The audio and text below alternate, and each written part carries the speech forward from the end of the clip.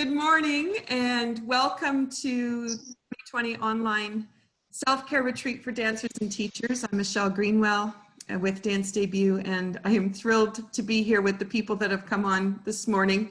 We have been chatting away and sharing experiences and ideas, and it's wonderful. So we're represented here from New Delhi, India, Cape Breton, Nova Scotia, Ontario, and all the way down to Florida, just with who's visible on the panel. Excuse me.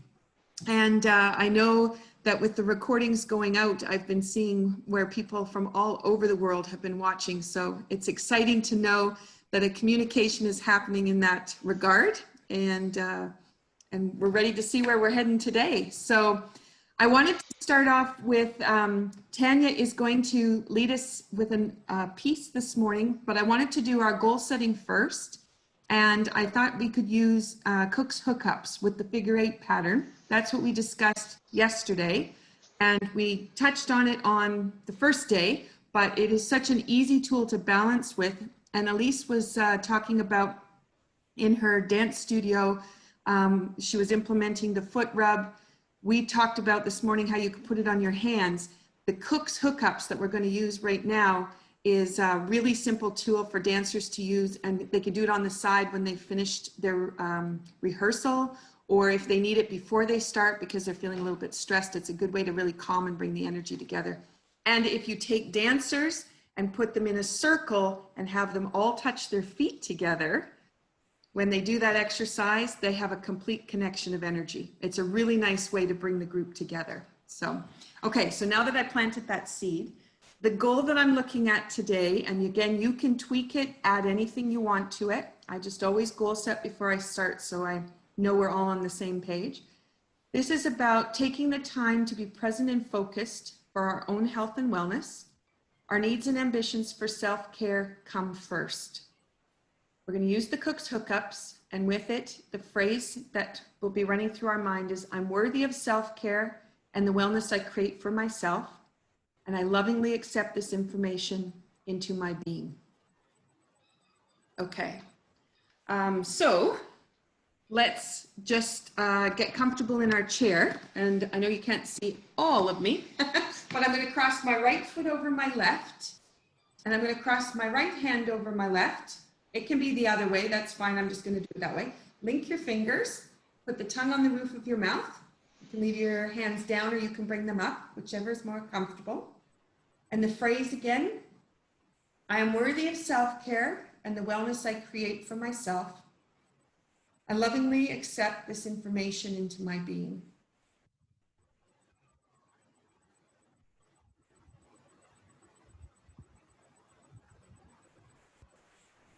All right, and then if you put your feet side by side, fingertips go together, and you're just going to put them in front of your belly button. I'm worthy of self-care and wellness. Let me try that again. I'm worthy of self-care and the wellness I create for myself.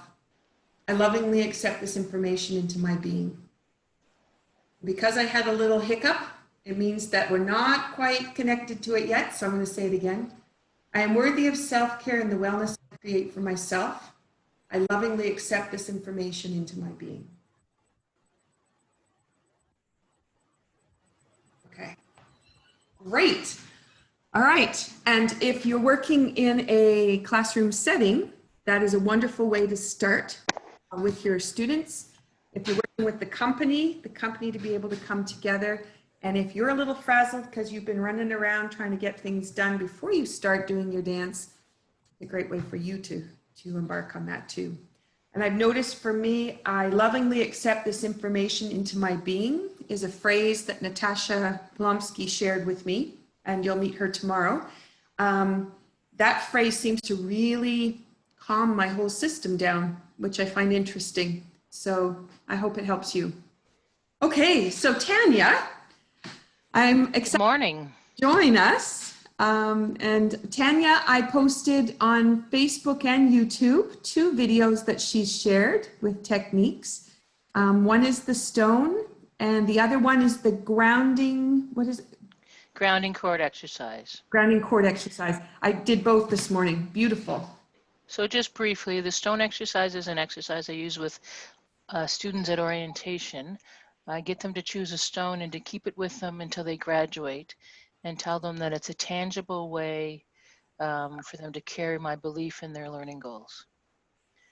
And they can always tell me where their stone is. And so usually I choose them and bring them to the workshop, but you could also for yourself go for a nature walk and choose a stone that signifies a goal for you in wellness or in healing, and carry it with you and hold it with you, because stones are also our allies. And the reason I chose a stone is because it's very concrete and not likely to break. And of course we thank Mother Nature when we take the stone. So that's the stone exercise, and Michelle's uploaded the whole exercise for you to listen to. The grounding cord meditation is really just a way to ground with Mother Earth, and imagine a grounding cord coming up and holding you, and everything that's stressing you going down to Mother Earth through the grounding cord. And you can choose a color that you like. A lot of people tend to choose red. I think it's because it's a root color, but sometimes blue or yellow or orange. Holding you down, go down through the grounding cord to Mother Earth, because she's the great recycler and recycles everything into beautiful trees and flowers, and quite happily does that for us, and that's a gift. And then if you so choose, you can take the color of the grounding cord up through your being and release it up into the sky. So those are the two videos that Michelle has uploaded. Both exercises very well received. They're on the YouTube channel. They're linked in with all the other videos, and I also put it on to Dance Debut's Facebook page, so you can easily share out from there and pass it forward. And it's interesting because I'm a digital artist, and last night I was creating a photo and I got the message from the photo that was carry tiger to mountain. So I don't know if this means anything to anyone this morning, but I was thinking about, you know, when it comes to body love and body wisdom, that so often we create these big, large goals, and I assume as dancers you do that frequently. But in reality, no big, large goal happens in a day. It happens little by little, and I think that the purpose of the message I got from the photo is when we carry the tiger to the mountain, then we're standing in front of the mountain, and if the mountain is our goal, you go up the mountain one step at a time.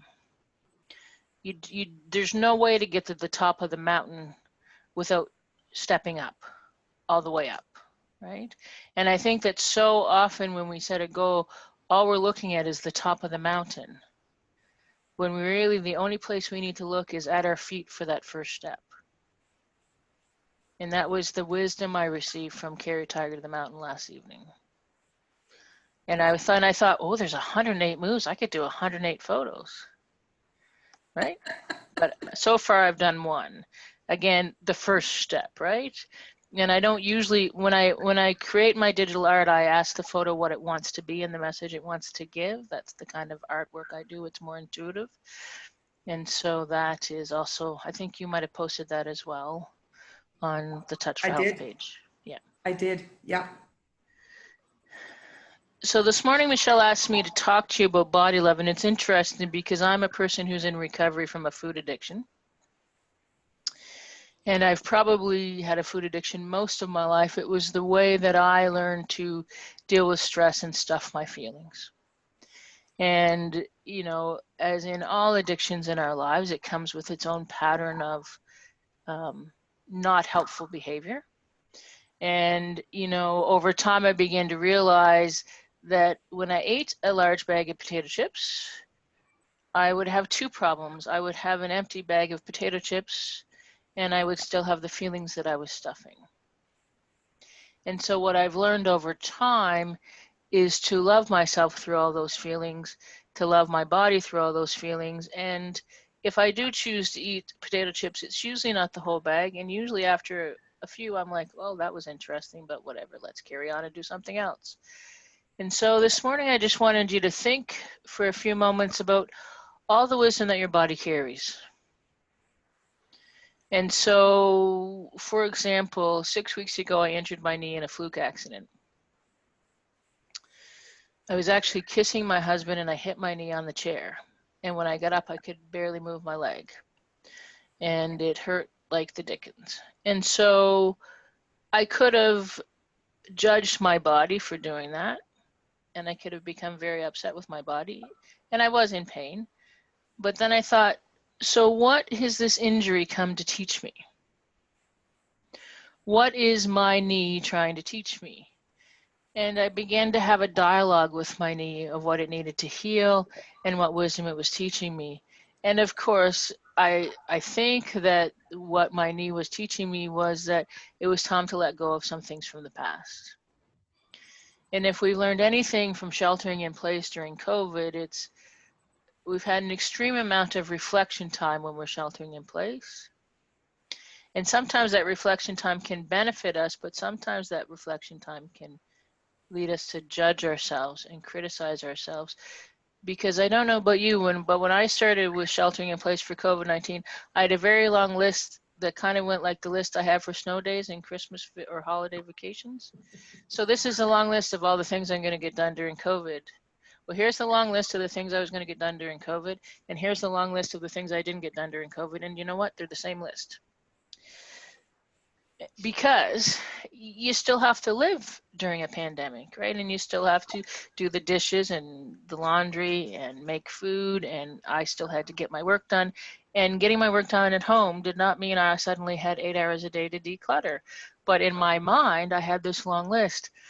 And I say that to you because I think that sometimes when it comes to body love and body support, we have this long list of these are all the things that I don't like about my body. And these are all the things that I do like about my body. And that list is often shorter, right? And the whole point is to make this list small and this list long. Because really, this is the one body we get. And we all have our unique beauty. We all have our unique strengths and challenges. And we really have to find a way to be our own beloved. You know, your body's not an apology. Your body's you. There's nothing to apologize for. Your body holds wisdom and information. And really, the relationship with your body is like the relationship with anything else in your life. The relationship with your heart, the relationship with your mind, the relationship with your friends, the relationship with your work, the relationship with your partner. It's a relationship. And the way that we survive or get through relationships or benefit from relationships is to communicate with them. And so one of the things that I work with students a lot when they come to me about stress, or clients, for lack of a better word, is I ask them, where do you hold that stress in your body? And you know, sometimes we don't know. Sometimes we push through pain so much, be it a headache or a migraine or eye pain or neck pain, elbow pain, knee pain, hip pain, back pain, stomach pain, digestive. For women, there's different types of pain linked to the menstrual cycle. For men, there's a whole different type of their own pain that I really can't speak to because I'm not male, but I assume that there's similar systems in men as women that can be challenging. And I think that, you know, that's really the first question is, where is that stress in my body? And it's not about judgment, it's just about noticing. So this morning I woke up and as I was getting dressed, I had this incredible pain in my back of my left shoulder. And I'm like, what did I do this morning to do that? My body said, nothing. I'm like, okay. So I'm in the kitchen doing the exercises from yesterday as my coffee's going. The cones on the right and the tap fingers on the top of the head. I'm like, you're not going. And my body said, well, it's not a drive-through menu, you know. You know, it can be gone right away, but sometimes we just need a little time to respond to these exercises you're giving us. And it's kind of funny because, you know, sometimes we think, okay, so the stress in my body's here, and I'm just going to wipe it out. But, you know, it's just like if you had stress in another relationship, like if I had a stress in a relationship with someone in my life, I'd never have an assumption that I could necessarily remove that in 30 seconds, right? But sometimes you can remove it in 30 seconds. You go to the person, you look at them, you listen, you connect, and all of a sudden the stress is gone. So I want you to know that it is gone from the back of my left, and I believe the exercise has helped. Michelle, you have something to say? Nope. Okay. You just look like you had a question on your face. Oh, no, no. Okay. So I think that, so one of the pieces that I want you to really begin to notice is, where do you hold stress in your body, but also where do you hold joy in your body? So how do you know when your body's feeling good? Like, how do you know when your energy's feeling good? Like this morning we did the claps, the hands, and then we did the hand exercise, and we noticed that the tension released. So then where do you hold the joy in your body? Because it's not just about where do we hold the stress and the pain, because that's where our focus often goes, right? But where do we hold the joy? Because if we know where we hold the joy and then the joy starts to lessen, sometimes we can catch it before the stress shows up. Do you know what I mean? Because it's not really an either or. It's not a stress, joy, stress, joy, stress, joy. I just think that sometimes our body gives us stress and pain because we're not listening. You just like if you had a relationship in your life where you don't talk for 6 weeks, and then all of a sudden you do talk and there might be stress or tension, it might be because maybe you needed to check in at 2 weeks.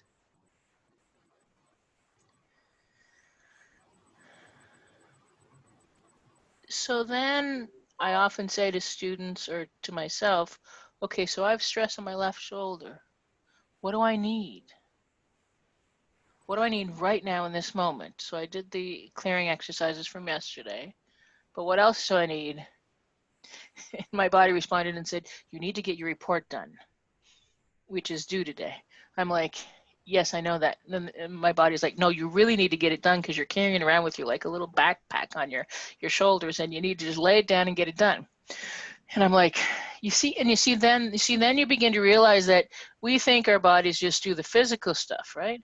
But our bodies just don't hold the physical stuff. Our bodies hold the mental stuff, the emotional stuff, the spiritual stuff, relational, financial. I have no doubt that as I've decreased the clutter in my environment, my body's breathing better. You know, so there's this whole relationship that goes on with our bodies and the outer world, and then there's this whole other relationship that goes on with our bodies and our inner world. So where do you hold the stress? Where do you hold the joy? What do you need? And then, you know, I have a little story. So I'm 55 years old, and this is for the first time this week I mowed a lawn. So one would ask, why did it take me 55 years to mow a lawn? So here's the thing. The story in my family was that I was slow, clumsy, and technically inept. So I carried that in my body. I carried in my body that I'm slow, clumsy, and technically inept. It's probably true, but I still carry it. So does the story make me clumsy and slow and technically inept, or am I clumsy, slow, and technically inept? So everybody commented on that. Who knows? So, but I couldn't walk my labyrinth path, which I built in my backyard, because there was too much grass, and this was irritating me. So I said to my husband, do you think you can show me how to use the lawnmower? And he's like, well, I can just hire someone to mow the lawn. I said, yeah, but that'll take time. I want to walk the labyrinth path this week. So I put the pressure on myself. But then I thought, you know, like, you just push the lawnmower, right? Like, how hard can it be? Like, seriously, so I have this story, and then I'm trying to challenge the story, right? Because that's what happens in our bodies. We get to the edge of our comfort zone, our mind says you can't do that, but really, where's the evidence that we can't do that, right?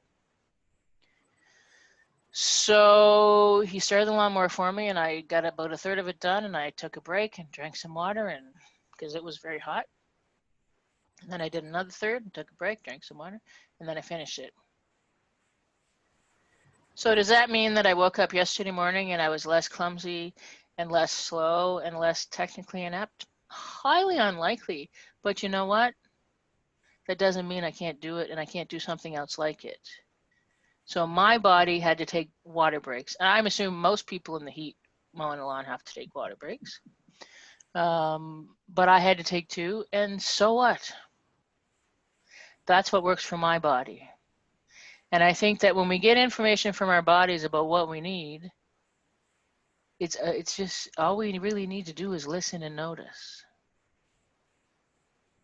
You know, and I think one of the things that I find that people really get stuck in, and I am guessing in dancing this is probably more significant, is they start to compare themselves to others. So I started thinking about all the people I know who can mow lawns like 3 times as fast, and they don't have to take breaks, and they make it look effortless. Well, probably because they've done it 3,000 times. But the point is that that doesn't serve me. There's no need to comparison body shop. You don't need to comparison body shop on the front of social media when somebody's taken 3 hours to make their picture perfect before they posted it. You don't need to comparison stress shop on YouTube videos. You don't need to do it in the, amongst your friends. You just need to listen to your body and do what you need. And which brings us to the mirror exercise. So Louise Hay created this exercise a long time ago. She does seminal work in body acceptance and body love. And she's since passed over, but her work is still present and speaks for itself. And her exercise was to stand in front of the mirror every day, 3 times a day if you can do it, and just look at yourself in the mirror and say, I love you. Now, the exercise sounds really simple. And it is really simple, but it doesn't mean the first time you stand in the mirror and look at yourself and say, I love you, that it's going to be easy. But easier is not better, right? But that work of standing in front of the mirror and saying, I love you, that work of body acceptance is such important work, because that means then the whole day you're focused on loving yourself. You're focused on accepting your body, what you're noticing in your body, what you're feeling in your body, what you need. You're focused on listening. You're focused on communicating. And if I love you is not easy for you, maybe you say, I like you. Maybe you say, accept you. Maybe you just stand in the mirror and once you say, I see you. I hear you. Maybe you work up to I love you. Maybe it takes you 3 months to stand in front of the mirror and say, I love you. So what if it takes you 3 months? It's all about learning to love and accept ourselves. So one of the other exercises that I talk to people about is the body scan. So there's the mirror work and then there's the body scan. And there is a YouTube video by Alicia Goldstein that does this in about 10 minutes. And what the body scan is that you just start at your feet, not your fees, your feet. And you just scan. What's going on with my feet today? How are they doing? What's going on with my ankles today? How are they doing? So just do it with me. What's going on with my calves today? How are they doing? Oh, my left calf's a little tight. That's where the injury was. I better, pay attention and make sure I engage my quad muscles when I move that today. What's going on with the back of my knee and the front of my knee? What's going on with my thighs? How are my hips? How's my posture? What's going on with my tailbone and my back? What's going on my belly and all that pelvic region? What's going on there? How's my, my stomach? Am I breathing all the way down? What's going on with, I sit in my hairdresser chair and the first thing he says is shoulders down. What's going on in my, my upper arms and my elbows and my forearms, and how are my hands? How's my heart and my lungs and my breathing? My neck, my face, how are my eyes and my ears? How's my nose? Am I breathing? Am I smelling? Am I noticing? How's my lips and my mouth? How's the back of my head? How's the top of my head? you know, toe to top of head. How am I? And just take a couple breaths.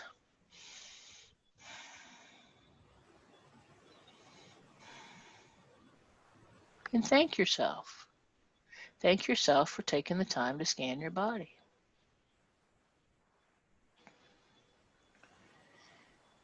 Because you know what? It's the only one you got.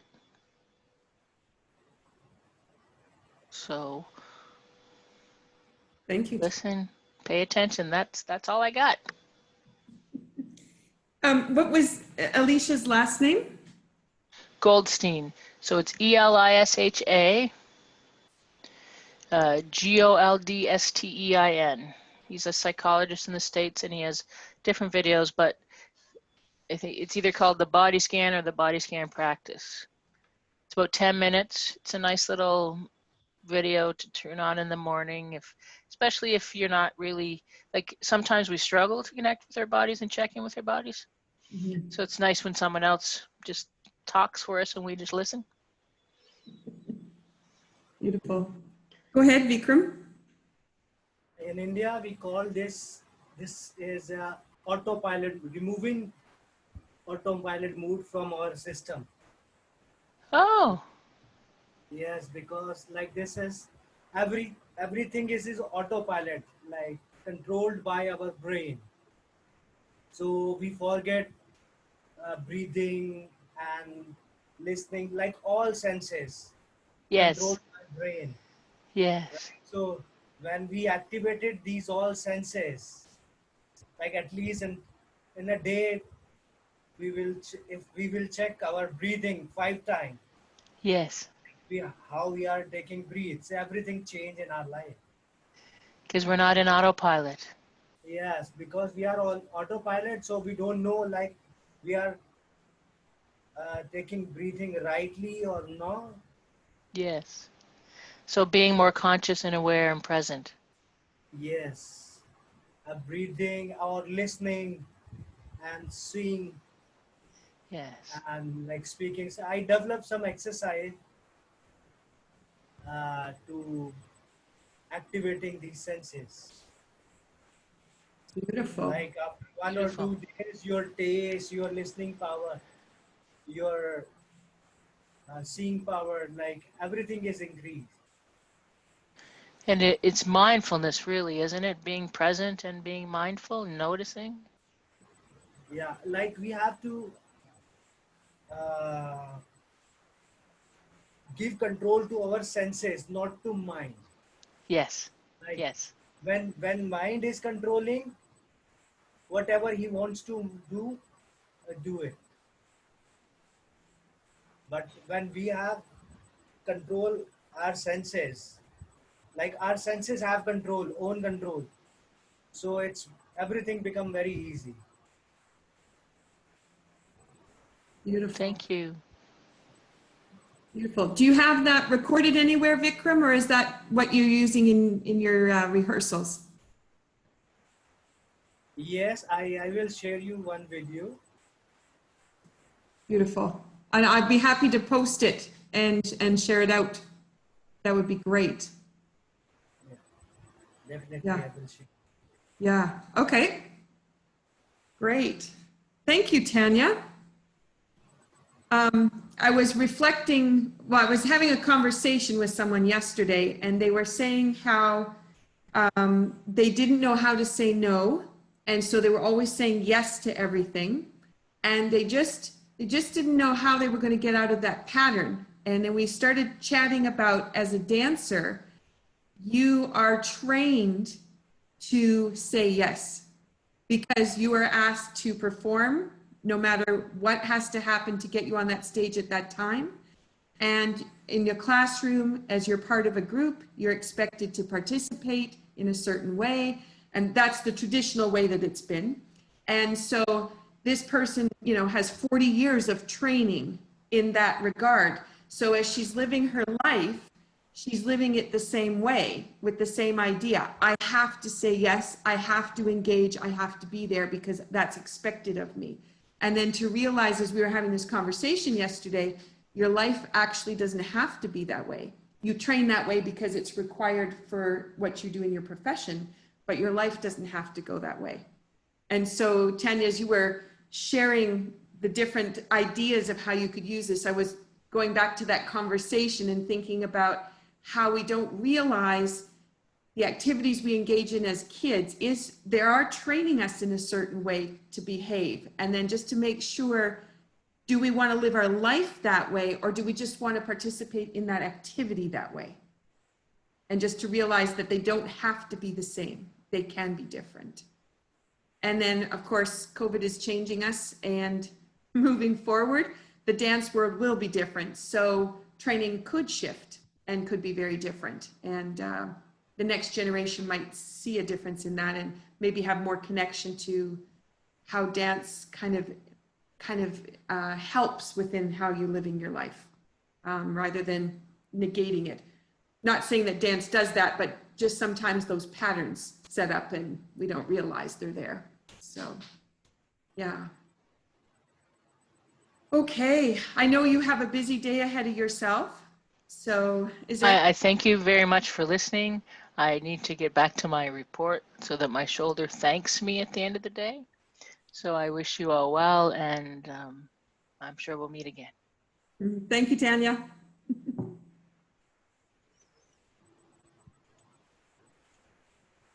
So if you haven't seen Tanya's artwork, she is known as Heart Lady on Facebook, and she posts the most exquisite pieces of art. It's the only way to describe them, because she takes a photograph and completely changes the photograph. So the poem that she did for Carry the Tiger to the Mountain yesterday, she had a beautiful green and bluish picture that went with it. So if you want to check it out, she's Heart Lady. So yeah. Good. Okay, are there any questions or other comments that you want to put into some of the ideas that Tanya might have brought forward for you?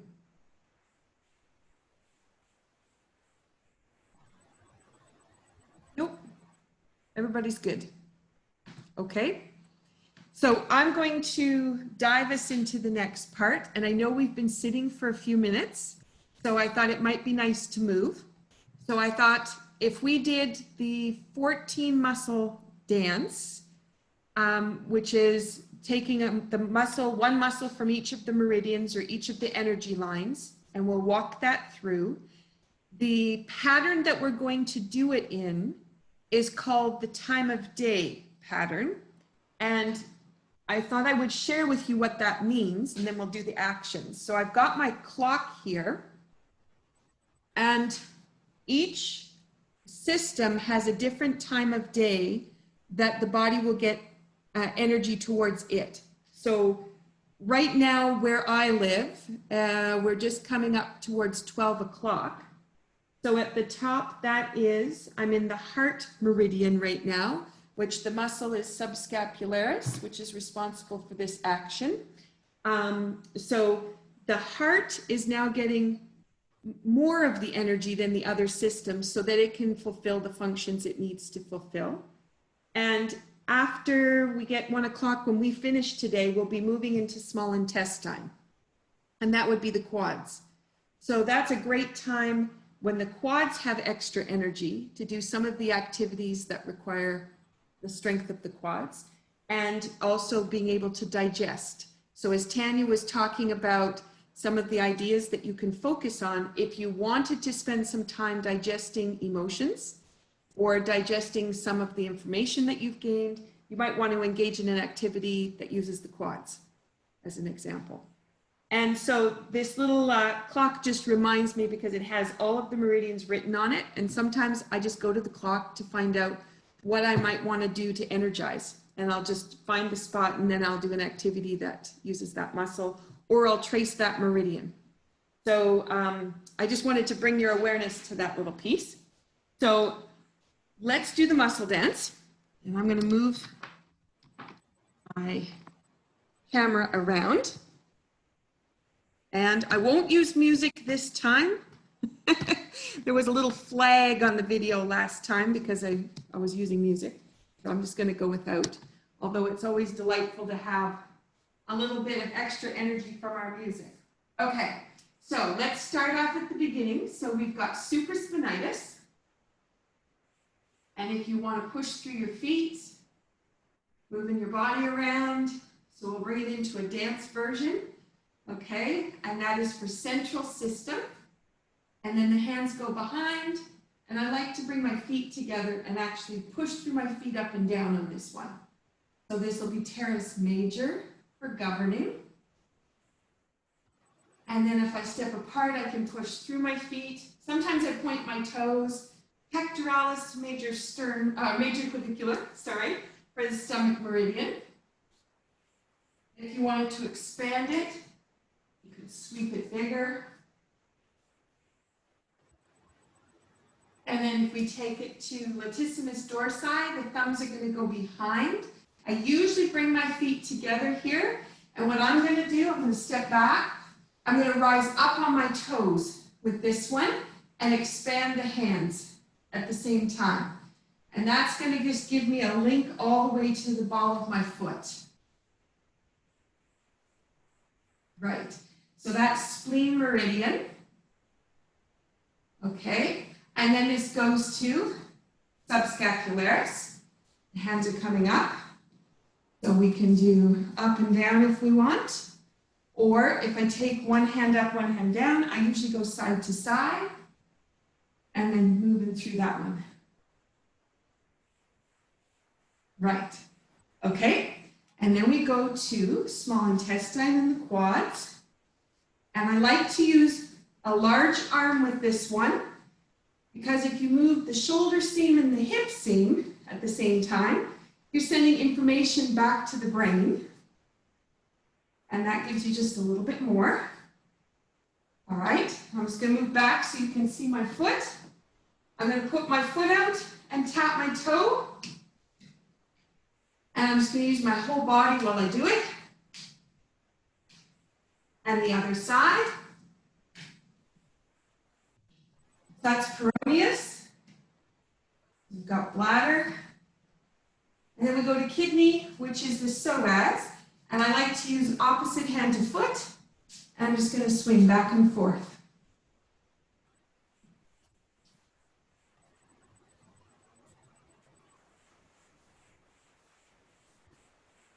And then the other side.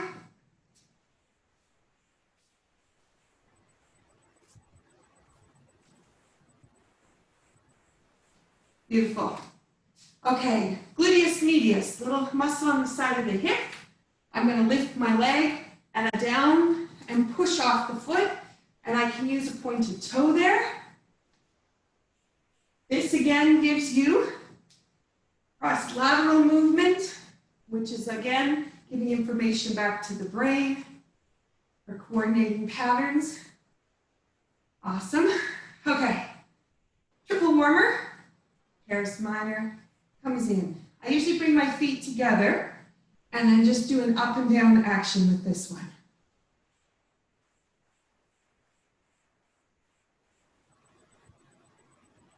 Lovely. Okay, and then we go gallbladder, and this is just a little tiny movement, and I usually bounce with my knees here. And I go from one foot to the other. And then you take that. We're going to go pec-sternal, which is going to go over like a rainbow. And I will push back and forth through, really relaxing my hip, letting it open and expand. And then it goes to anterior serratus, which is pulling the shoulder blade forward. This is for the lung meridian. Fantastic for opening up breathing.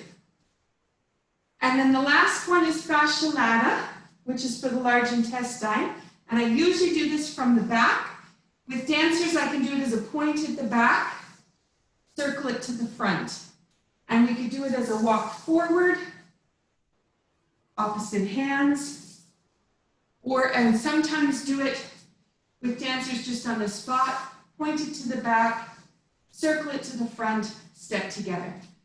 So it's usually, if it's a younger dancer, this is easier to do. I don't worry about turnout. I just work on pointing the toe and just getting the action in there. And the action for that muscle is actually to pull across this way, turned in. So you wouldn't want to do it turned out because that would be the wrong muscle.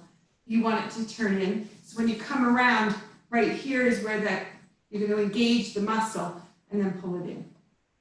Right, beautiful. And then that gets us our 14 muscle dance, and we've engaged the whole body. So let's come back and have a chat about the next little piece. All right, any questions about those movements? Nope. Okay. I used them yesterday. I was at my computer so long. Thanks, Elise. Yeah, so I jumped up and I was like, okay, that's it. I've got to move. I've got to move. Slow internet trying to download and upload all those videos. It's been quite a challenge. Okay, so the topics I would like to cover from here today is I would like to share with you a little bit about the spine and the emotions, which we talked about on Monday, but I'm actually going to put it into a meditation for you. This one hasn't been recorded as its own entity yet, but when I do get that done, I will add that up onto the YouTube channel so it's there. But for now, you'll have my voice. And then after we finish that, I'm going to move over to color. I'm going to talk about how color affects the way you move. It affects how you're doing things. It can affect your flexibility and your strength. And I'm going to play with the 5-element wheel and share with you how the energy flow works based on Chinese medicine. And then what that means for a dancer.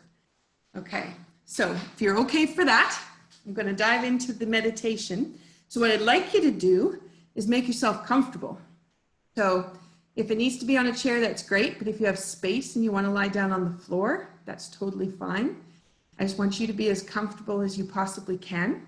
And if you are sitting, just see if you can connect your feet to the ground so that you can feel that connection, and just imagine down into the earth. And the little piece that Tanya has, if you go to watch her video, she has a little cord that comes up and attaches to your feet and connects you to the center of the earth. So if you feel like you want to bring that in, that's another option. All right, I'm going to walk you through the different emotions that can be linked into the spine. I'm just going to let everything go with it. And then when we get to the top, I'll bring it back. Okay? So relax, close your eyes if you like. And what I want you to do is just feel the energy that's coming from the earth. Take a nice deep breath. Let it come through the feet, up through your hips, going to the base of the spine. And then feel the energy come up to the shoulders, through the neck, out through the top of the skull, and into the air above. Take a deep breath in and release all the tensions of the day. You can keep your eyes open or closed. Just be comfortable. Take the time to let each breath go in and then gently release back out. So I want you to focus to the bottom of the spine, the base. Feel how the little piece of the spine is connecting to the earth. Feel like there's a little tether that connects you down into the earth and allows you to be connected. It allows you to be present. Feel from that spot and let it open, opening just above it, softening. Feel the cartilage that surrounds it and the vertebra above it start to expand.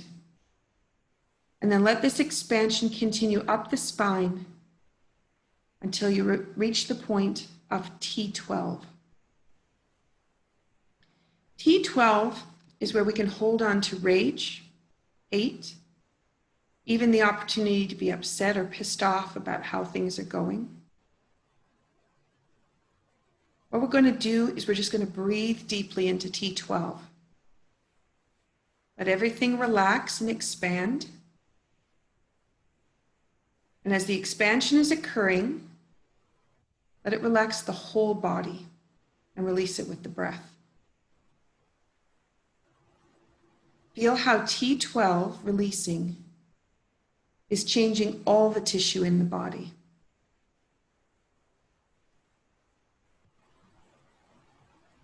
When you're ready, bring your focus to T11.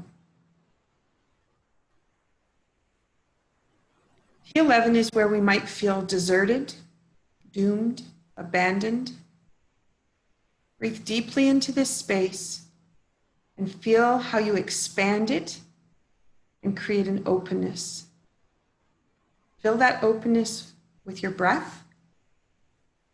You might start to notice a lightness coming through the feet and the hands. Might even be reaching into the joints and the elbows and the knees. Just let the space between the joints fill up. We're going to climb a little bit further up to T10. T10 is where we can feel unloved or unappreciated. Take a deep breath in and notice what color comes to mind. Let everything expand with that color. Perhaps a vision could appear. A little movie starts to play. Ideas come to mind. Those visions appear. When they've sent their message, you can send them on their way. And with the lightness that's coming into the body, feel it expand through your T12, your 11, and T10. So let's go a little bit further. Let's go to T9.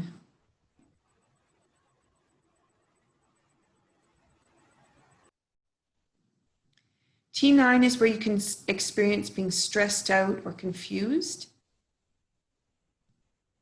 In this space, notice how the vertebra can rotate from side to side. And it's working like a corkscrew that's starting to jiggle, and it's releasing all the way up the spine. There is a letting go that is allowing the ribs to expand, the abdominal cavity to expand. And let's bring that a little bit further as you move into T8. T8 is where self-esteem and self-image sit. As we pay attention to all that happens around us, we also need to pay attention to what is happening within us.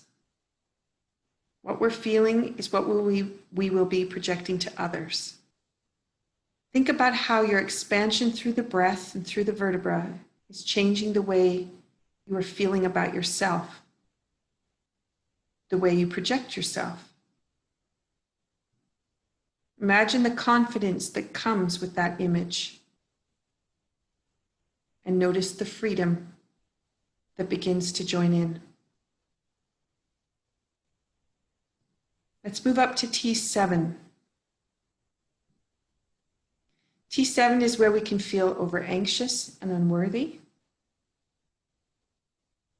And at T7, I want you to notice how the shoulder blades start to expand. And their expansion continues to grow bigger. They almost feel like a bungee cord of expansion lengthening you into a place you never imagined. You might even be a little bit taller. And as the emotions begin to convert, more things will start to change. Let's take you to T6. Frustration, abuse, hostility can sit at T6, and it's right between the shoulder blades. I want you to feel the breath expanding the shoulder blades apart, sideways as well as up and down. And that expansion is giving you a new freedom. It's going to go all the way through the shoulders, into the neck, and to the base of the skull. Let your breath release it all, anything that's holding on, and replace it with fresh, clean air, expansion, and freedom. Let's move to T5. T5 is despair and worry. Despair and worry is often where we start to feel the tension rise, and it appears at the shoulders, travels up the neck, and then begins to go into a little space just above the shoulder blade. What you're going to do with your breath is go deep into it. Notice its color. Maybe this time you might have some tastes or smells that are going to come through. I want you to just expand your awareness. See the visions of color, the smells. Bring in the smells you love the most, that attract you to love, that attract you to energy, and attract you to the opportunity to share with other people.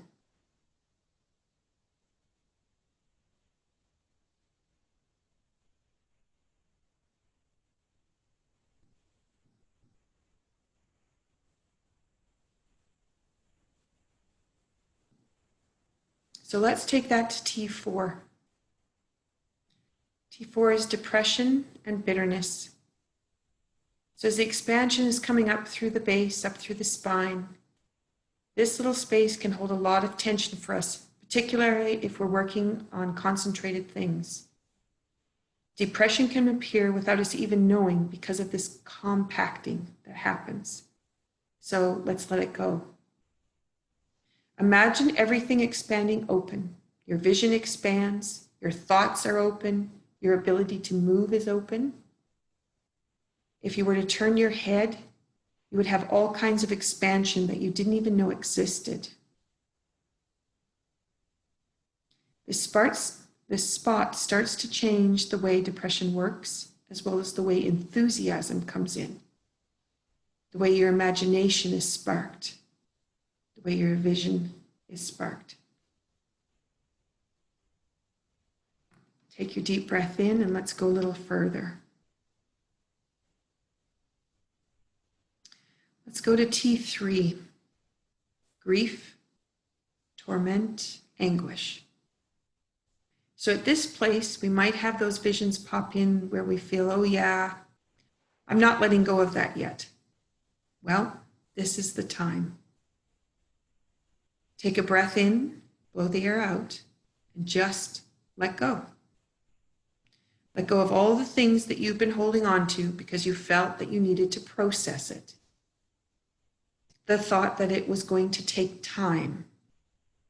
It was going to take a long time. Maybe the thoughts you haven't had time to get there yet. Let go of all those thoughts that limit you and hold you. Take a deep breath in again, breathe out and let everything go. It's that simple. See what this process is. It's going to bring into the horizon for you the ideas, the opportunities. A new release means a new opportunity to bring things towards you. Things that didn't have space.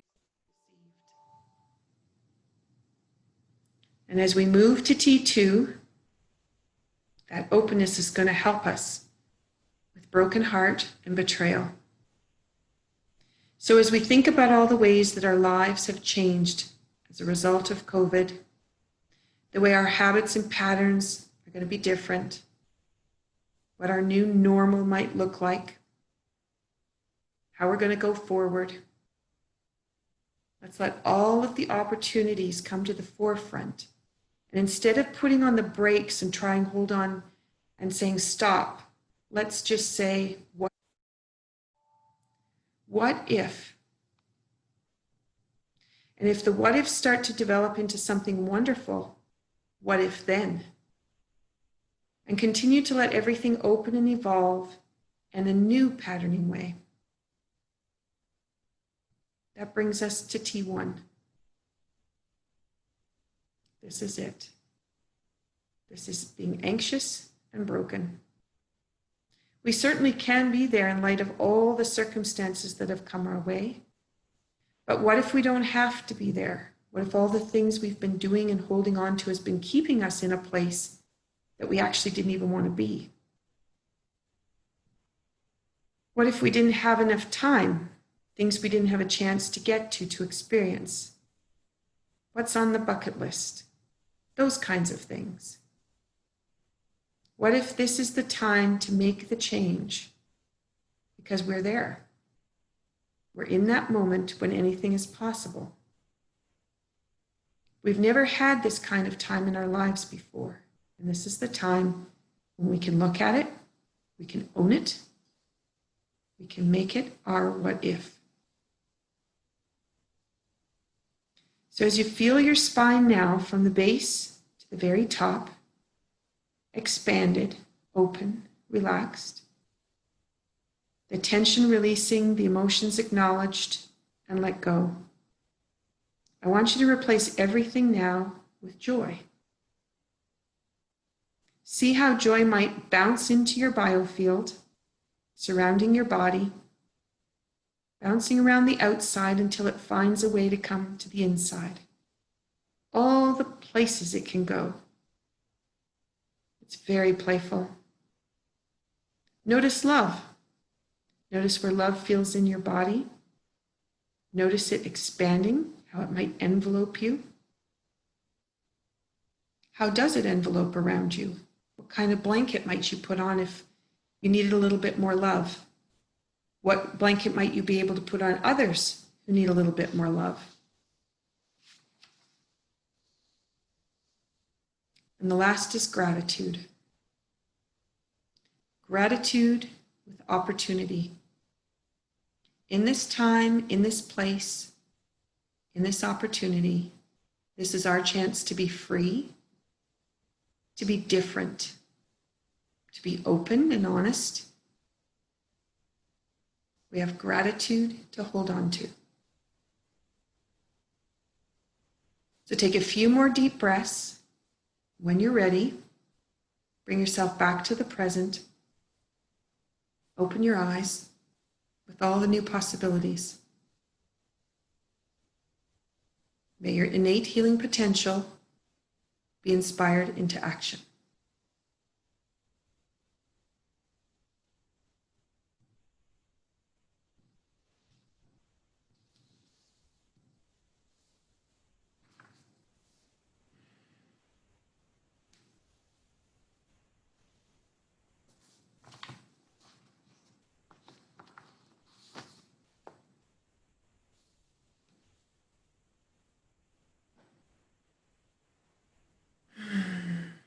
If you have some water, feel free to grab it. I'm just going to grab mine.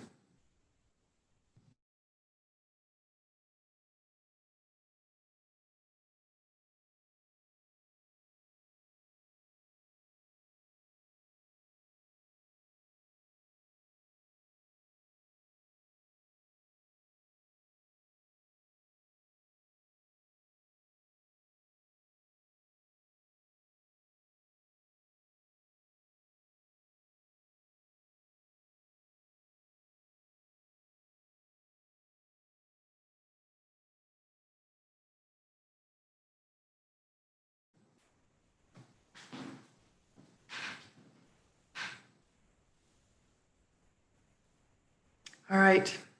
Does that feel calm?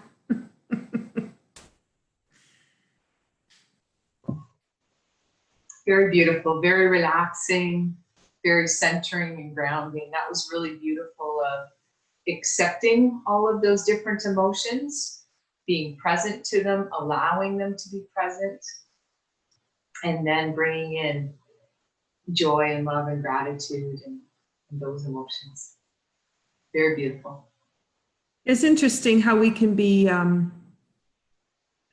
guess, afraid of those emotions, where we don't want to admit we have them, right? Because they're not supposed to be there, or that means that we're going to have a reaction we don't really want to have.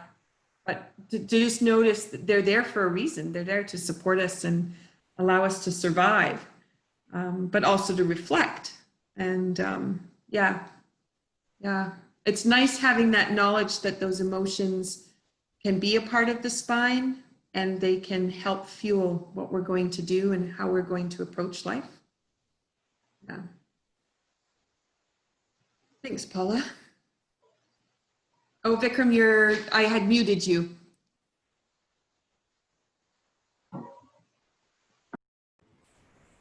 There, perfect. In the beginning, like I feel like something is here and here. This portion is very strong. There's something moving around here.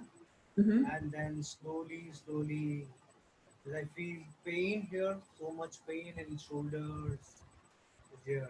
And slowly, in the end, it's going to a liver portion, these all portion, and very strong pain is like, I'm breathing and just like something opening up from the inside.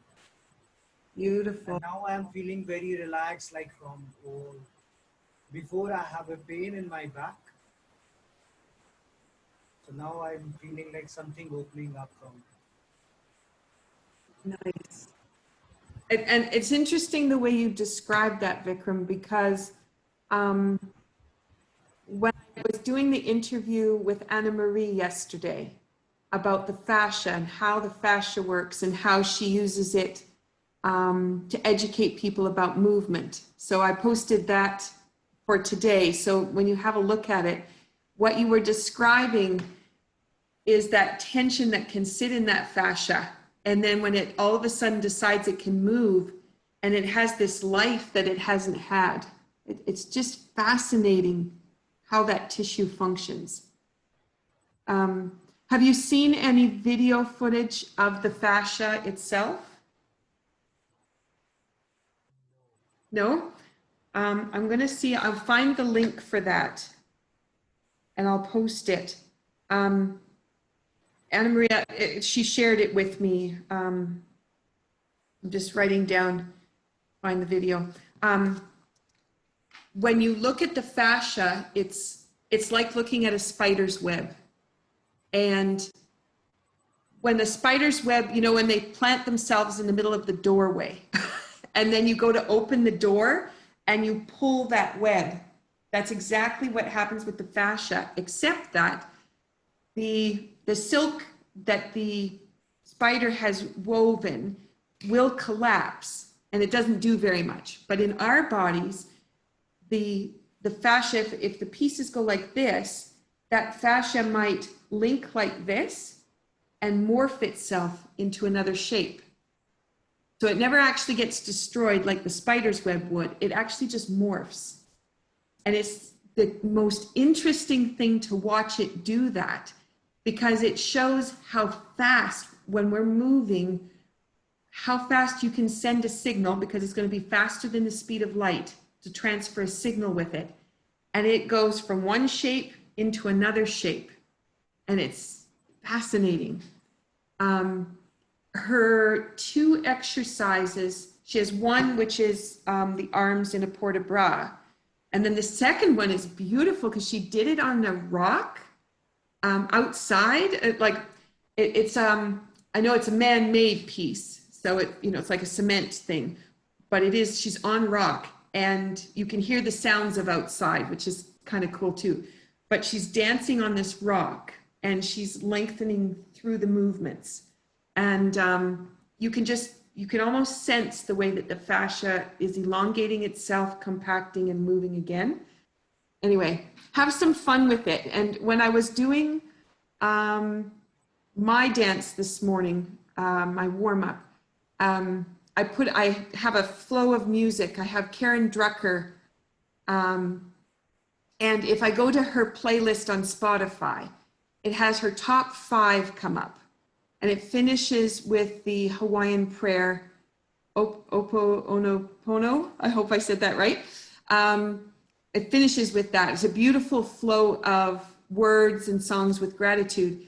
But there's one piece in there that lends itself to the fascia. And so I had a scarf going and I was moving really slowly, trying to match what I had seen her do on her video and how she plays with the fascia. So anyway, I'll leave that for you to explore and see what you feel. I'm delighted to, if you've got any comments you want to leave on that video placing on the Facebook page. We need to see what kind of conversation we can spark. So, okay. And Elise, I know you sent a little piece on the chat just saying wonderful and thank you. So if there's anything else you want to contribute, I know you can't always get to making a comment, but if you want to, please jump in. So, okay. Anything else you want to talk about before I move to the next piece? We're good? Okay. Okay. So let's play with color then. So I'm going to, I posted for you, the meditation is on the handouts on the Dance Debut website under resources, under articles. I just kept adding more handouts. So it's all on one document and I just keep adding every day what the next pieces seem to be. And because it's an organic thing. And so the spine meditation is there in words. And again, I will get that recorded here eventually and then that'll go up. But I also posted a 5-element wheel so that you have it. And I'll just tell you what's on here. I did this one as a Celtic knot because everything is so intricately connected. And I included, at the top here is fire, and I've got small intestine, triple warmer, because they're part of that element. But I also put in the emotions, the main emotions that are a part of that. And I also added the sound that you can make if you want to balance that emotion. And then that's around the outside, that information. But on the inside, I also added the 6 healing sounds from Qigong, because sometimes, like in the Touch for Health sounds, fire is laughing, which is fine, but you can't always do that where you happen to be. Or the metal element would be crying or sighing. And again, sometimes you have family members around and you don't really feel like you want to express yourself that way at that time, but you could get away with saying shh or whoo. They might look at you funny, but at least you can say something that you feel it's okay. I've got people in my space right now, but I could express myself this way. So the sounds are also in there if you want to use those ones. And in my Qi integration program, which uses Tai Chi for healing with movement, we use those sounds. And I've incorporated some of that into my dance. Okay, so that gives you a little bit of the wheel. And I also put up there my other wheel, which is on my bag. This is my dance bag that I carry. Right now it's full of treasures still left over from the retreat last month. But what we're going to do is we're going to go around the wheel. So we've got fire, earth, metal, water, and wood. And when we go around the wheel this way, it's called a nurturing cycle. And it allows us to balance the body for flow. And then if we want to change something, so maybe we want, maybe we have some emotions we want to process, we could destroy them, which would be the terminology they use, or we could create something new. And when we do that, we do it in the shape of a star. So from the fire element, we go down to the metal element, and then we come across to wood, we go over to earth, and we come back to water, and then we can finish back up at fire again, as an example. And so we make a star shape by the time we're done. Now, what we're going to do with this is we're going to actually stand in the colors. And so I know you don't have all the colors there, so I'm going to put my mat down. I'll just move you around so you'll be able to see the floor here. And what I found with the energy work that we've been doing online, we can do lots of things online, which is fantastic. So you'll be able to sense the colors where you are. So I've got a tapestry, which is same as my bag, but I have these giant footprints so that I can actually stand on the footprints. I'm going to just lay this out on the floor, and I'm going to have you stand. Well, I'll use the same color because that'll make it the easiest. And if I bring this a little bit closer, you can see that okay. Perfect. Okay. And so what I want you to do with this is, I like to start at water, just because it gives me a little bit different flow than if I started at fire. So what I'd like you to do is step into blue for the water element. And what I'd like you to do is just notice what your body feels like while you're standing there. Notice if there's any tension that comes into the body or there's any relaxation that comes into the body. You might want to reach down, see what it's like to touch your toes here, or move through your shoulders.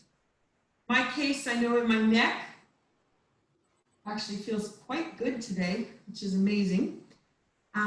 So just to notice what it feels like, and then bring your awareness into your breath. And just notice, not asking your body to go to a deep breath, just notice where your breath is at. And then we're going to use the body pendulum. So that's where we were standing on the feet. And when the body moves in any direction, doesn't matter which one, we know that it's finished with blue. And if it's finished with blue, you're going to step to your left, which is going to be the wood. And as you step into wood, into green, notice if the body changes. See if there's any relaxation into another place or any tension or stress into somewhere else. Again, you could use touching your toes as an example of what does it feel like, or turn your head.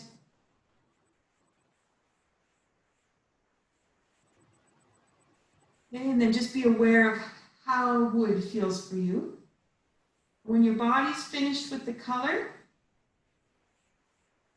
you'll move again with your body pendulum. And if you've moved, then we're going to step to the left, which is to fire. The color is red.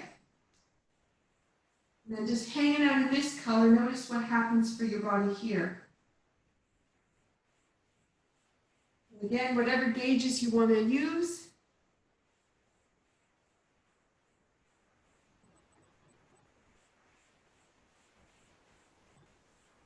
And then maybe notice your breath. And when your body's ready with this color, the body pendulum will move again. And that'll take us over to the earth element when you're ready. That'll be the color of yellow. Notice how this one feels. Measure it however you would like to measure it.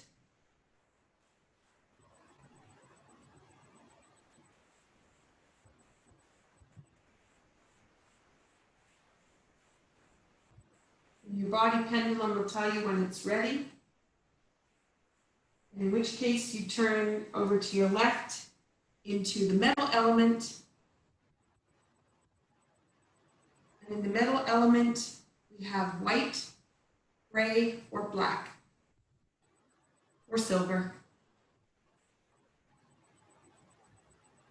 Notice what that one feels like.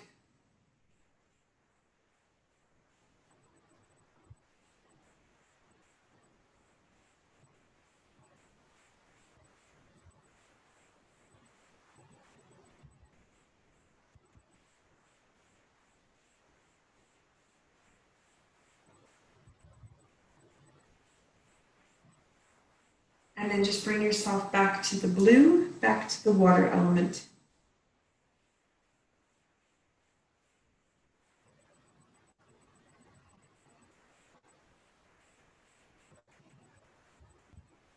And now notice if the water element feels different than it did the first time you stood there.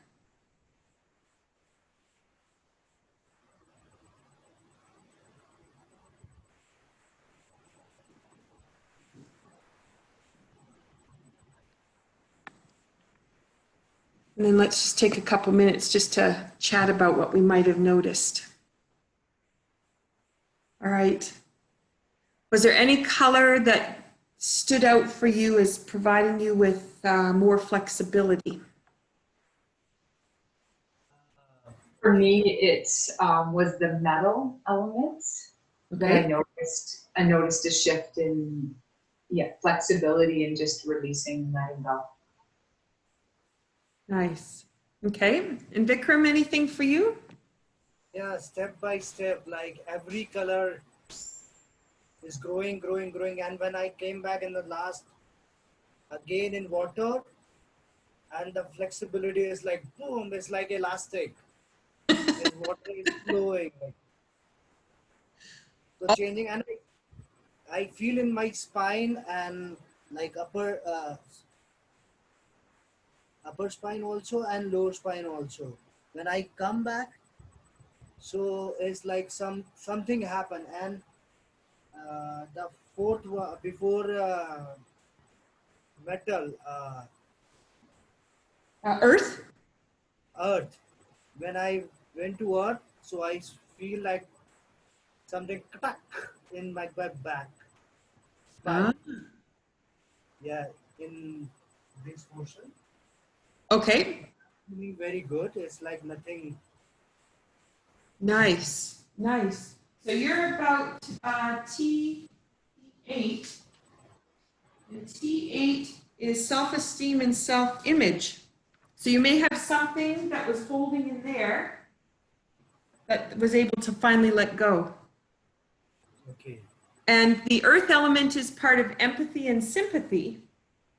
So Okay. this is going to sound a little crazy. You may have been providing yourself with some empathy or some sympathy to those other two emotions, and all of a sudden there could be a connection in there on an emotional level. There's lots of things happening, but that might be something. I'm just saying that because you might be able to reflect on that a little bit and gain some insight into it. Okay. Yeah, nice. Oh, that's wonderful. Okay. Elise, I'll give you a moment here if there's anything you wanted to share, just in case there is.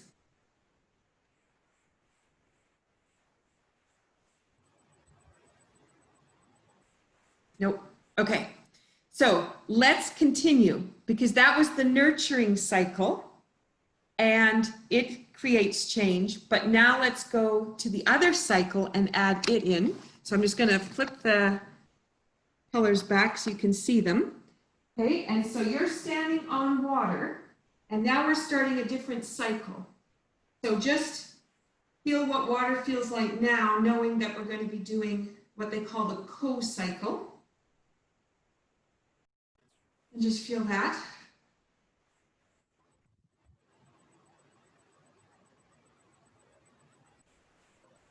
And then when you're ready, using your body pendulum, it'll just tell you when you're ready.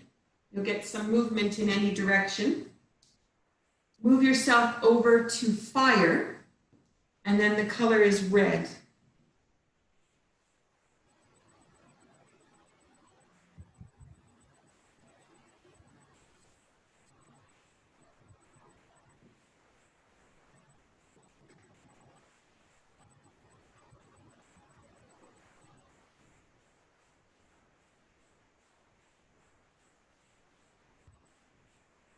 When your body's ready, move yourself over to metal element. White, gray, silver, or black.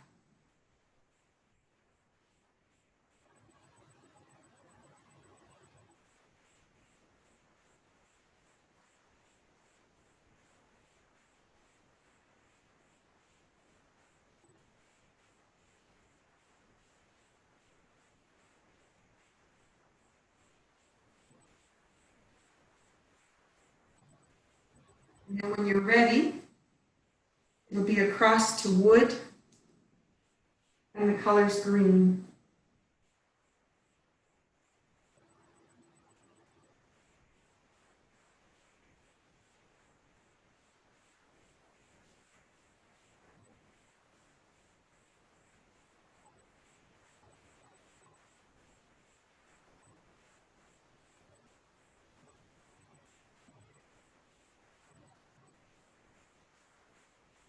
If you're ready, then it would be across to earth and a color yellow.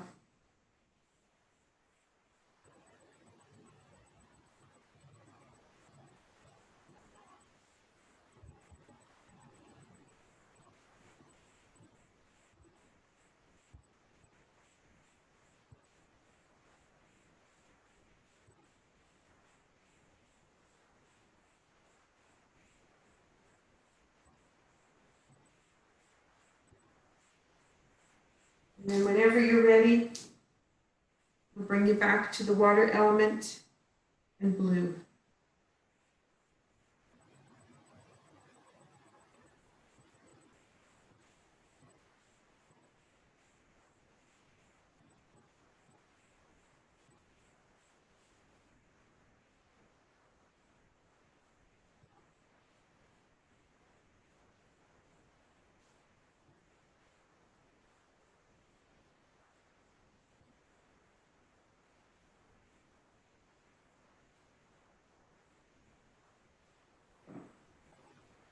Okay.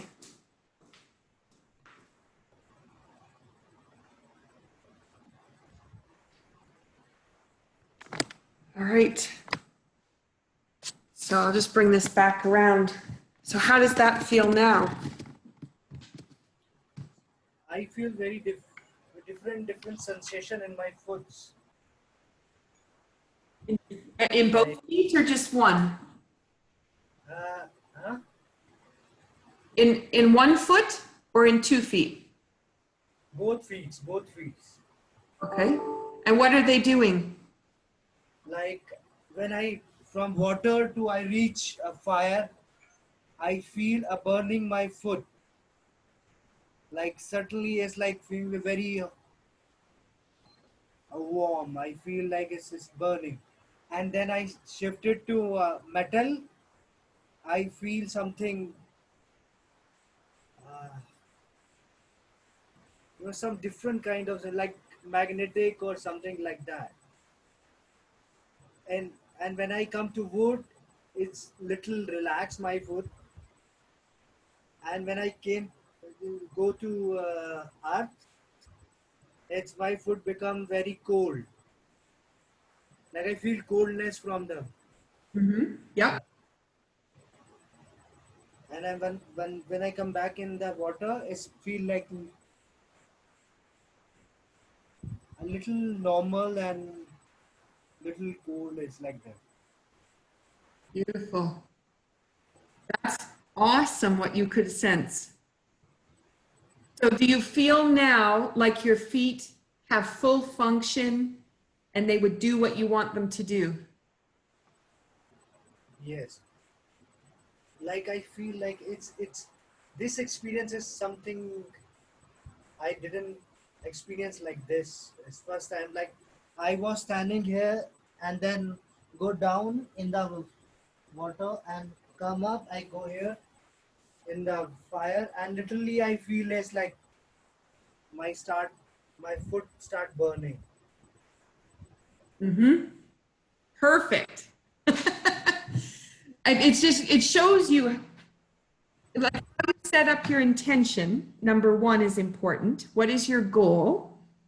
And number two is when you go through the colors in their different cycles, you're balancing the body to heal. So you have that burning sensation, there's something blocked there that you have the ability to move.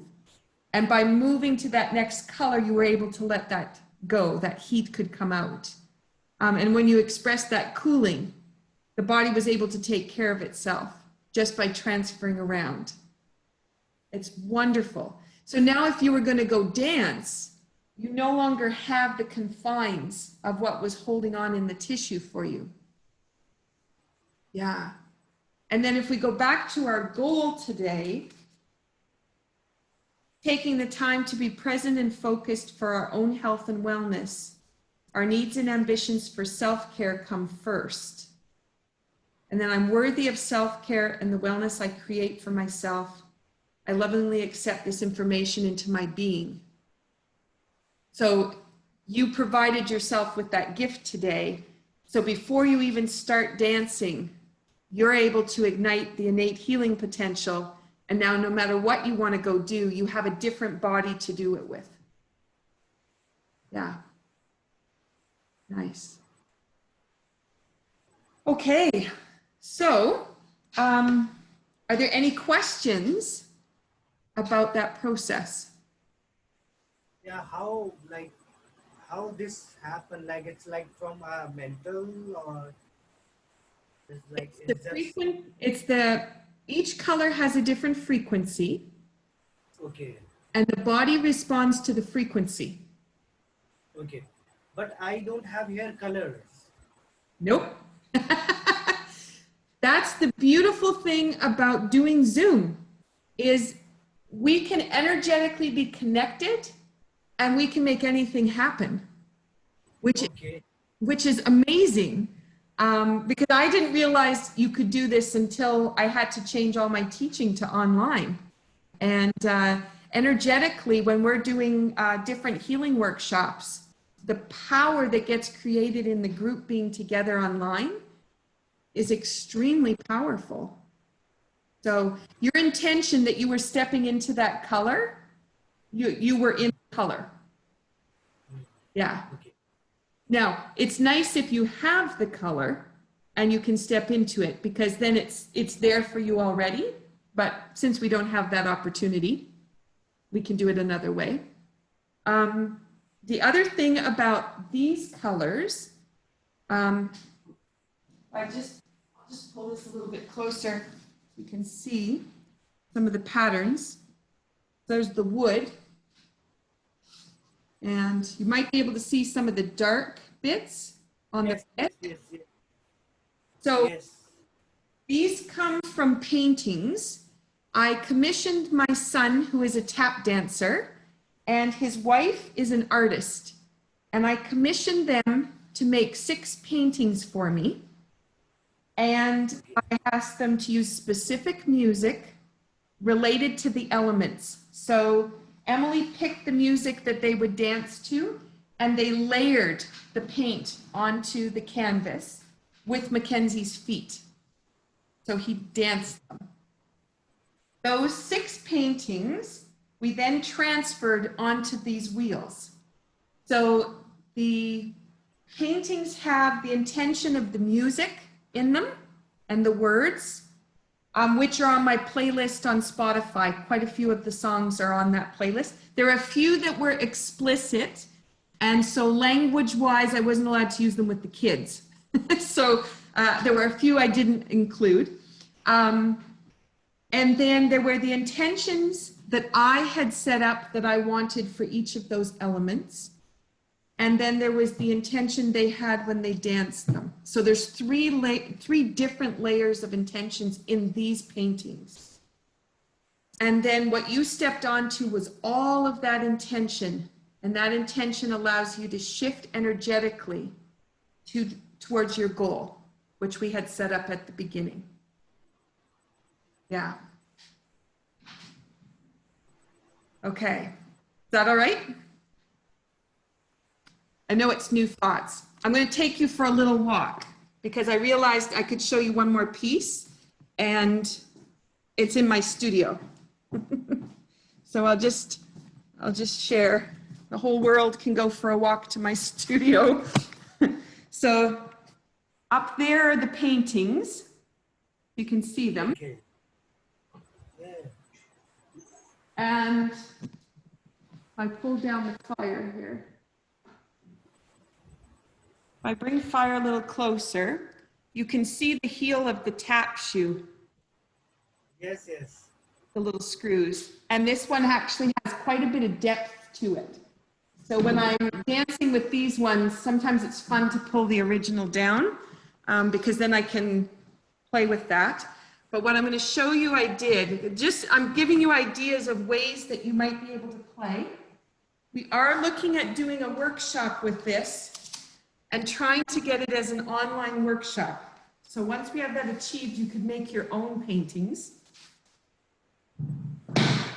So what I did is I transferred the paintings onto canvas.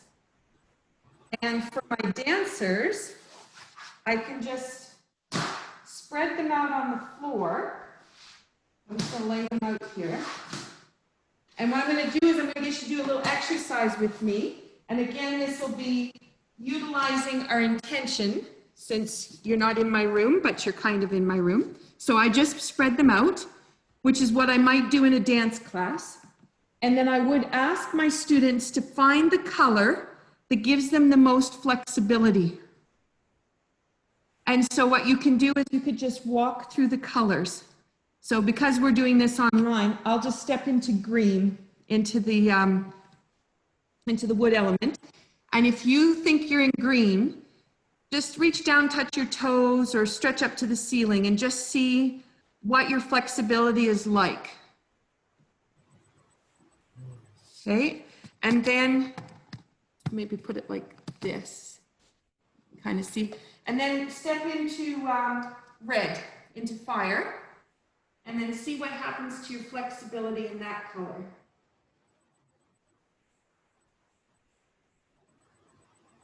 And then step yourself into metal, gray, white, or silver. See what happens to your flexibility with that color.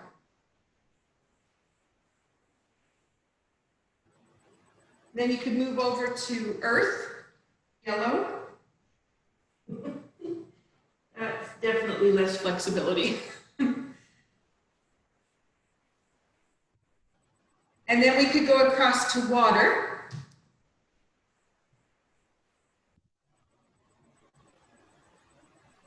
And then one color that's not in the 5 elements, this the kids call rainbow. This is a blend of all the colors, but I use it to represent central and governing, which we traced when we were doing meridians. And so this one we also work with. So step into central and governing and see what happens to your flexibility there.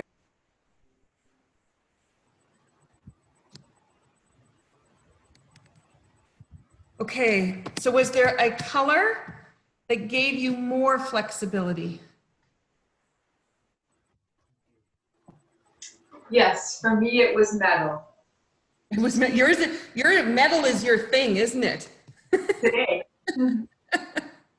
That's great. Okay, Vikram, how about you? For me, it's like this time I didn't feel so much. Like I change every time. Like Sorry, into which one? I didn't feel so much. Like all is equal for me this time. Oh, all is equal. That's wonderful. Okay, so for you, it wouldn't matter which color you chose, flexibility would be there. Yes. When I stepped onto, I think it was the earth element, onto yellow, I got tighter. So that would not be a good choice for me to put on my body if I was going to be dancing today. And that would be important because sometimes you can't understand why your leg hurts after a kick and it's like, oh, there's a lot of tension in there, or you pull something and you can't figure out why. And it can be as simple as not resonating with a color. And maybe your costuming has that color in it. Go ahead, Vikram. Like when I went to fire and metal, again, this time again in my left side, in spine. Mm-hmm. Again, I feel like sound like tuck when I came back. Okay. Okay. So then you could play with that to find out if it's going to support you today, not support you today. Mm-hmm. Yeah. Okay. So with my dancers, they have a little packet of colored felt squares that they all have, and they can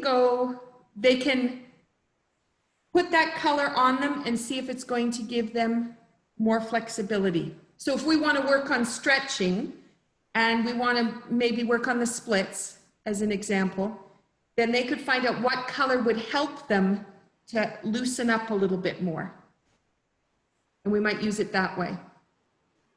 You can also do it by finding out where your balance might be. So let's try that one as an example. So if we started on water, start on blue, and if you step onto the color, oops, almost lost my balance, and then just rise up on the ball of your foot. See what that feels like.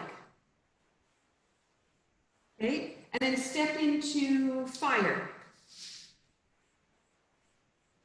And then see what that feels like.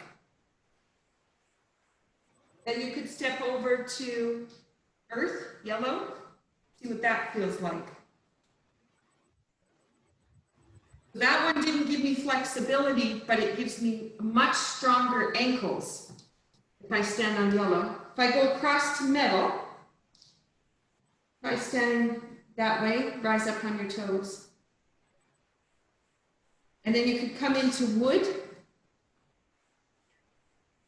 and rise.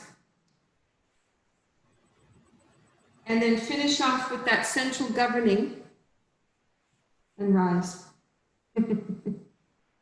That one has no tension in my calves at all.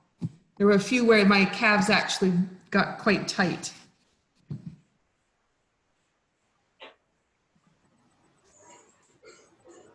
Okay. Was there a color that you could rise easiest on? Yellow.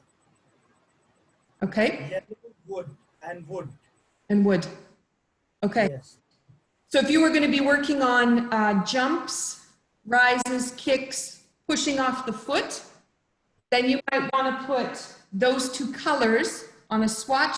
Just tuck it inside your shirt, tuck it in your waistband, and that'll change how your body will function. Yeah. Paula, how about you? What color? I had two, earth, so yellow, and metal. And metal. Yeah. Those were the same for me. And the nicest actually was my rainbow here.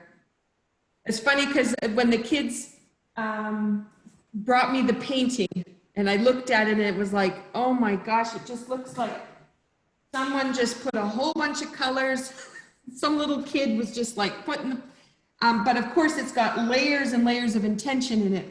And then I put the music on that went with this painting and the whole thing transformed and became actually my favorite one to dance with.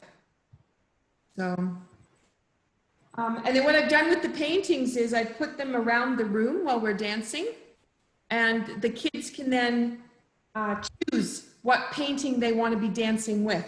So even though all of them might be present, they can lock into the one that's going to support them with expression or strength or whatever it is they're looking for. And they've been really, really valuable.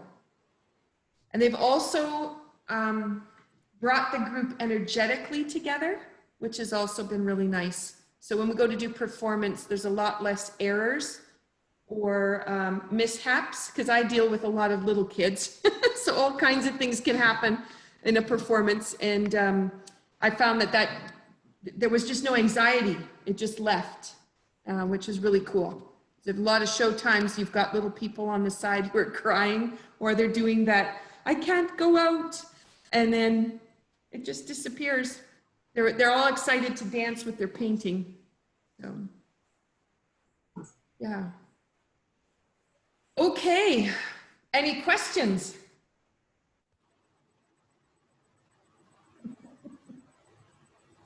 What do you think, Vikram? I want to share my experience past 2 days. You want to Like share, what? sorry? I would like to share like past 2 days what I did with you. your workshop, and that affects me like a lot. Like my body is healing. I'm feeling so like when today morning I wake up. So that wake up call from like my left leg, right? I'm feeling something in my foot palm. In the center is something sensation, and in my this area in left side, I feel something pain. But when I properly wake up and start walking, I feel very light. It's like something block here and just open up. Even in my leg also. Beautiful. Excellent. Like yeah, and Um, I'm feeling like my nerve system also is like calming. Right. Perfect. That was my ambition for the week, was to be able to create the experience so that you could start to be aware of those things and to have your time, right? Yes, we can share tools further if we wish, but this is your time to be able to find what you need and to be able to do that healing. Awesome. That's great. So if you feel like you want to write anything down and share it that way, or you want to post something on the Facebook page, see if you want to spark some conversation with others, feel free to do that. But even just to write down and reflect on what you've noticed, it'll continue. As I add the next 2 goals over the next 2 days, we're going to magnify it even more. And that healing potential is going to continue. So where you are today is going to be a lot different in 2 weeks' time. You're going to notice that shift. Yeah. And as Paula could probably attest to, we did a healing retreat, full day retreats for a whole week or for 4 days last month. And all of us have made significant changes in our lives as a result of the time we spent together. It's been very special.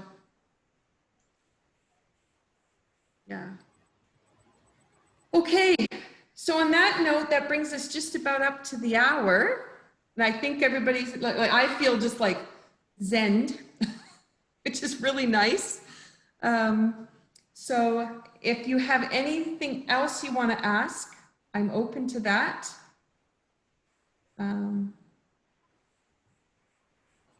But if not, then we can finish there for today.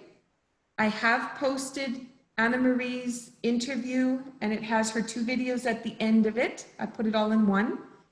Tanya's is posted. You can find it on YouTube. You can find it on the Facebook page.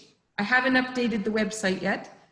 And there are a couple more interviews still to come. And then tomorrow we're going to work with Raising Bioenergetic Awareness, and Natasha Polomsky is going to come on and we'll do that one together. So that's where we're heading tomorrow.